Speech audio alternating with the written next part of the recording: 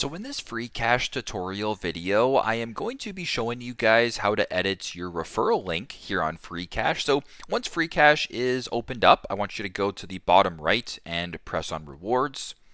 Once you guys are on the rewards page right here, I want you to go to the top right and press on invite friends.